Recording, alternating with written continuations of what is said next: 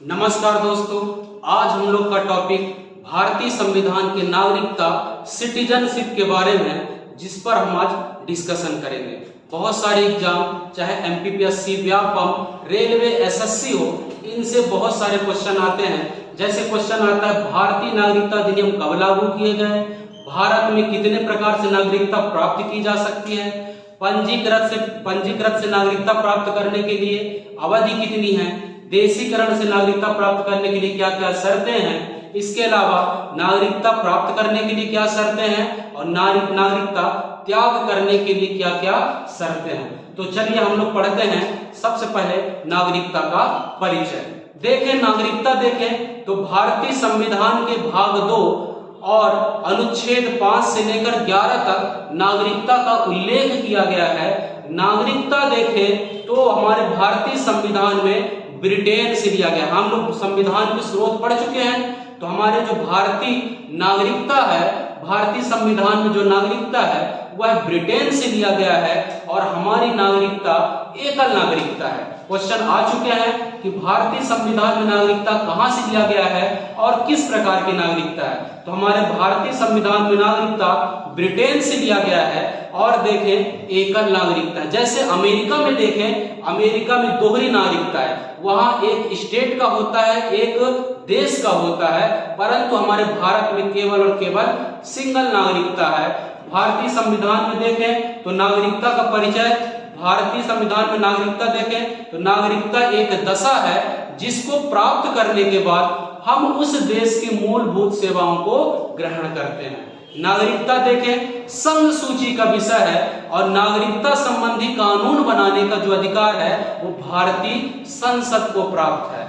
या क्वेश्चन आते हैं कि नागरिकता संबंधी कानून कहाँ बनाया जाता है, किसके द्वारा बनाया जाता है। तो नागरिकता संबंधी कानून देखें तो केवल और केवल संसद में बनाए जा सकते हैं। और नागरिकता देखें संघ सूची का विषय है। हम लोग सूची पढ़ चुके हैं कि व्यवस्थापिका के 3 अंग होते हैं, संघ सूची, राज्य सूची, संवर्ती सूची। तो संघ सूची मतलब होता है राष्ट्रीय महत्व के जिन विषयों पर कानून बनाया जाता है वो संघ सूची है। तो नागरिकता किस सूची का विषय है? संघ सूची का विषय है। नागरिकता संबंधी अधिनियम देखें तो भारत में नागरिकता अधिनियम 1955 में लागू किया जा चुका है। क्वेश्चन कई बार एग्जाम में आता है कि भारतीय नागरिकता अधिनियम कब लागू हुआ। तो भारतीय नागरिकता अधिनियम देखें 1955 में लागू किया गया था। इसमें अभी तक 2 बार संशोधन किए जा चुके हैं। कब कब? 1986 और 1992 में इसका संशोधन किया जा चुका है। इसके बाद देखें नागरिकता अधिनियम 1955 के तहत भारत में हम 5 प्रकार से नागरिकता प्राप्त कर सकते हैं। कैसे? नागरिकता कौन कौन से है? क्वेश्चन एग्जाम में आएगा कि भारतीय नागरिकता अधिनियम कितने प्रकार से नागरिकता प्राप्त की जा सकती है। तो भारतीय नागरिकता अधिनियम के तहत 5 प्रकार से नागरिकता प्राप्त की जा सकती है। पहला देखें जन्म से, दूसरा वंश से, तीसरा पंजीकरण, चौथा देशीकरण, 5वां विलयनीकरण। अब इनको हम लोग थोड़ा सा डिटेल देख लेते हैं, ये होता क्या है। तो सबसे पहले देखें जन्म से। जन्म से मतलब ऐसे व्यक्ति जिनका जन्म 26 जनवरी 1950 के पहले या बाद में हुआ होगा, वो भारतीय संविधान में नागरिकता जन्म से नागरिकता प्राप्त कर सकेंगे। 26 जनवरी 1950 ही क्यों? क्योंकि इस दिन हमारे देश का संविधान लागू हुआ था। तो पहला हम लोग पढ़ चुके ऐसे व्यक्ति जिनका जन्म 26 जनवरी 1950 के पहले या बाद में हुआ होगा, वो किससे नागरिकता प्राप्त करेंगे? जन्म से नागरिकता प्राप्त कर सकेंगे। दूसरा आता है वंश से। ऐसे व्यक्ति के माता पिता जो 26 जनवरी 1950 के पहले या बाद में जन्मे हों और उनसे जन्म लेने वाला संतान देखें वंश से नागरिकता प्राप्त कर सकेंगे। तो पहला पढ़े जन्म से, दूसरा वंश से। तीसरा देखें पंजीकरण। पंजीकरण से बहुत सारे एग्जाम में क्वेश्चन आ चुके हैं। पंजीकरण एक्चुअली देखें हमारे पड़ोसी देश से संबंधित है, जिनके बहुत सारे रिश्तेदार वो भारत में रह रहे हैं। अगर वो भारतीय नागरिकता प्राप्त करना चाहें तो पंजीकृत से नागरिकता प्राप्त कर सकते हैं। कैसे? पंजीकृत में देखें इसके लिए शर्तें हैं कि कम से कम पहले उनका 6 माह था, अब कम से कम 5 वर्ष तक भारत में रह चुके हों, इसके बाद नागरिकता के लिए अप्लाई करेंगे तो पंजीकृत से नागरिकता प्राप्त कर सकेंगे। तो हमारे पड़ोसी देश पाकिस्तान से जितने भी नागरिक हैं और भी पड़ोसी देश जो नागरिकता लेनी चाहें तो कम से कम उनको 5 वर्ष तक भारत में पासपोर्ट के माध्यम से पहले रहना पड़ेगा। इसके बाद देखें तो उनको नागरिकता पंजीकृत के माध्यम से प्राप्त किए जा सकेंगे। चौथा देखें देशीकरण से। देशीकरण क्या होता है? जो देश हमारे देश के नागरिकों को नागरिकता प्रदान करते हैं, इनडायरेक्ट रूप से हम उन देश के नागरिकों को देशीकरण के माध्यम से नागरिकता प्रदान कर सकेंगे। उसके लिए शर्तें देखें तो पहले यह अवधि 5 वर्ष था, परंतु अब वर्तमान में देखें तो 10 वर्ष तक उनको भारत में रहना अनिवार्य है, तभी उनको देशीकरण से नागरिकता प्रदान की जा सकेगी। इसके बाद देखें 5वां जो है बहुत इंपॉर्टेंट, विलयनीकरण। विलयनीकरण क्या होता है? ऐसे भूभाग जो पहले भारत के बाहर थे, अब भारतीय संघ में किसी कारणवश शामिल होंगे तो वो देखें तो विलयनीकरण से भूमि विस्तार के माध्यम से अगर शामिल होंगे तो विलयनीकरण के माध्यम से भारतीय संघ में उनके नागरिकता प्राप्त। जैसे गोवा और सिक्किम हम लोग पढ़ चुके हैं, गोवा फ्रांसीसियों के अंडर में था, पुर्तगालियों के अंडर में था, तो वो उनके नागरिक देखे तो भारत फ्रांस वार्ता के द्वारा विलयनीकरण हुआ। इनके जो नागरिक हैं वो किससे नागरिकता प्राप्त करेंगे? विलयनीकरण के माध्यम से नागरिकता प्राप्त करेंगे। तो आज हम लोग पढ़ेंगे और कौन सा? नागरिकता का परिचय, नागरिकता के अधिनियम, और इसी अधिनियम के तहत 5 प्रकार से नागरिकता प्राप्त की जा सकती है। पहला देखिए जन्म से, वंश से, पंजीकरण, देशीकरण, विलयनीकरण। ये क्वेश्चन बहुत बार आ चुके हैं कि पंजीकरण में नागरिकता प्राप्त करने के लिए कम से कम कितनी अवधि में रहना पड़ेगा? तो पहले यह 6 माह था, अब यह 5 वर्ष हो गया। देशीकरण में यह अवधि पहले 5 वर्ष था, अब यह अवधि 10 वर्ष हो चुका है। तो यह नागरिकता संबंधी कानून है। इसके बाद देखें किसी भी व्यक्ति को नागरिकता प्राप्त करने के लिए प्रमुख शर्तें हैं। तो देखें पहला शर्त क्या होना चाहिए? वह है उसका अच्छे चरित्र का हो। हम किसी भी ऐसे व्यक्ति को नागरिकता नहीं दे सकते हैं। तो सबसे पहले देखें तो किसी भी व्यक्ति को नागरिकता लेने से पहले हम उसकी जांच पड़ताल करेंगे कि वह व्यक्ति कैसा है। चोर डकैत को थोड़ी नागरिकता दे देंगे।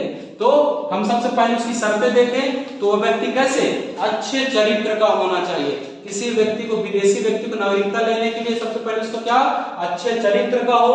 और दूसरा शर्त है कि वो अपने देश की नागरिकता त्याग कर चुका हो। एक समय में 2 देशों की नागरिकता एक्सेप्ट नहीं है। आप पहले जिस देश में उसकी नागरिकता त्यागिए, इसके बाद भारत की नागरिकता ग्रहण करिए। तो दूसरा कंडीशन में प्राप्त करने से अपने देश की नागरिकता त्याग करेगा, तभी वो हमारे देश में नागरिकता ग्रहण कर सकेगा। इसके अलावा तीसरा शर्त देखें तो हमारे संविधान के 22 भाषाओं में से किसी एक भाषा का ज्ञान होना अनिवार्य है, तब ना हम उनकी भाषाओं को समझ पाएंगे। नहीं तो क्या बोल रहा है, जब समझे नहीं पाएगा तो कैसे उसके होगा। तो कम से कम 22 भाषाओं में किसी एक भाषा का ज्ञान होगा, तभी हम उस देश के नागरिकों को नागरिकता देंगे। चौथा शर्त है केंद्र सरकार को इसकी जानकारी हो, क्या कि वो नागरिकता लेना चाह रहा है। तो हम देखें नागरिकता प्राप्त करने की 4 शर्तें पड़े, क्वेश्चन मेंस में भी आएगा। नागरिकता प्राप्त करने की क्या क्या शर्तें हैं? सबसे पहले अच्छे चरित्र का हो। दूसरा देखें अपने देश की नागरिकता परित्याग कर चुका हो। तीसरा देखें किसी एक भाषा का ज्ञान हो और केंद्र सरकार को इसकी जानकारी हो, तभी इसकी नागरिकता प्रदान की जा सकती है। अब देखें नागरिकता को त्याग करने की शर्तें, कैसे हम दूसरे को नागरिकता को हटा देंगे। तो पहला सबसे पहले नागरिकता त्याग करने की घोषणा करने पर, अगर कोई हमारे देश का नागरिक घोषणा करता है कि भारत का नागरिकता से त्याग करता हूं, किसी दूसरे देश की नागरिकता ले रहा हूं, तो सरकार क्या करेगी? उसकी नागरिकता को निरस्त कर देगी। दूसरी शर्त देखें केंद्र सरकार द्वारा नागरिकों से नागरिकता से वंचित करने पर, जैसे बहुत सारे क्रिमिनल हैं वो हमारे देश छोड़ के चले गए हैं, हम उनको नागरिकता त्याग कर देंगे। तो केंद्र सरकार चाहे तो किसी की नागरिकता त्याग करा सकती है। इसके अलावा देखें यदि कोई भारतीय महिला विदेशियों से शादी करता है, विदेशी पुरुष से शादी करता है, तो भी उस महिला का नागरिकता परित्याग कर दिया जाएगा। परंतु याद रखिएगा नागरिकता संबंधी कानून बनाने का चाहे तो इन शर्तों को कम कर सकता है, अधिक कर सकता है। इस पर देखें तो गृह मंत्रालय के अंतर्गत आता है। केंद्र सरकार देखे सरकार चाहे इस नियम कानून को घटा और बढ़ा भी सकता है। तो आज हम लोग पढ़े नागरिकता का परिचय, कितने प्रकार से उनकी शर्तें, उनके बारे में जानकारी प्राप्त की है। नेक्स्ट वीडियो हम लोग पढ़ेंगे मौलिक अधिकार, कितने मौलिक अधिकार उनके बारे में। अभी तक हम लोग देखे तो सबसे पहले संविधान का परिचय पढ़ चुके हैं। संविधान किसी भी देश का आधारभूत ढांचा होता है जिसमें नियम कानून लागू होते हैं। व्यवस्थापिका के 3 अंग पढ़ चुके हैं, कौन कौन सा? संघ सूची, राज्य सूची, समवर्ती सूची। कार्यपालिका के अंग पढ़ चुके हैं, केंद्र कार्यपालिका, राज्य कार्यपालिका। इसके अलावा न्यायपालिका पढ़ चुके हैं। हमारी जो न्यायपालिका पूर्णतः स्वतंत्र है। इसके अलावा देखें संसद के 3 अंग पढ़ चुके हैं, कौन कौन सा? पहला राष्ट्रपति, राज्यसभा, लोकसभा। इसके अलावा देखें विधानमंडल के भी 3 अंग पढ़ चुके हैं, राज्यपाल, विधान परिषद, विधानसभा। इसके अलावा संविधान निर्माण की प्रक्रिया पढ़ चुके हैं, कैसे कैसे संविधान बना, कब लागू हुआ, कब अंगीकृत किया गया। इसके अलावा राष्ट्रगान कब गाया गया, राष्ट्रीय प्रतीक कब अपनाया गया, राष्ट्रीय ध्वज कब अपनाया गया, राष्ट्रीय पंचांग कब अपनाया गया, इनके बारे में हम लोग डिटेल पढ़ चुके हैं। इसके अलावा देखें तो कल हम लोग भाग 1 पढ़ चुके हैं। भाग 1 में संघ और इसका राज्य क्षेत्र पढ़ चुके हैं, कैसे राज्य का निर्माण हुआ। और वर्तमान में 28 राज्य और 8 केंद्र शासित प्रदेश वर्तमान में कितनी इकाई है? 28 राज्य और 8 केंद्र शासित प्रदेश हैं, 36 इकाई है।